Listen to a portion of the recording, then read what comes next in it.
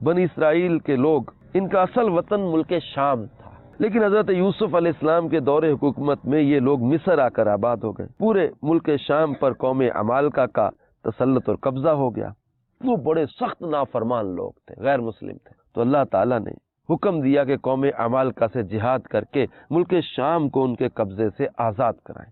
چنانچہ حضرت موسیٰ علیہ السلام بنی اسرائیل کی 6 لاکھ افراد کی فوج لے کر جہاد کے لیے روانہ ہوئے، لیکن قریب جا کر یہ لوگ جنگ سے ہمت ہار گئے، میدان تیہ میں گھومتے رہے۔ اب میدان تیہ جو تھا یہ بہت بڑا میدان تھا۔ جب بنی اسرائیل اس بے آب و گیاہ میدان میں بھوک اور پیاس کی شدت سے بے قرار ہو گئے تو اللہ تعالیٰ نے حضرت موسیٰ علیہ السلام کی دعا سے ان لوگوں کے کھانے کے لیے من و سلوہ، پکے پکائے کھانے وہ اتارے آسمان سے۔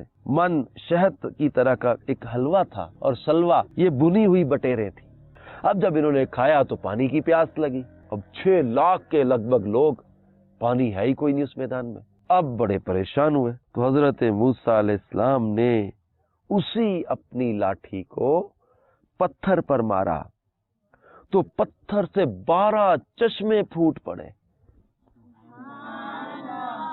اور بنی اسرائیل کے 12 خاندان اپنے اپنے ایک ایک چشمے سے پانی لے کر پینے لگے، اور پورے 40 سال تک اس پتھر سے چشمے جاری رہے۔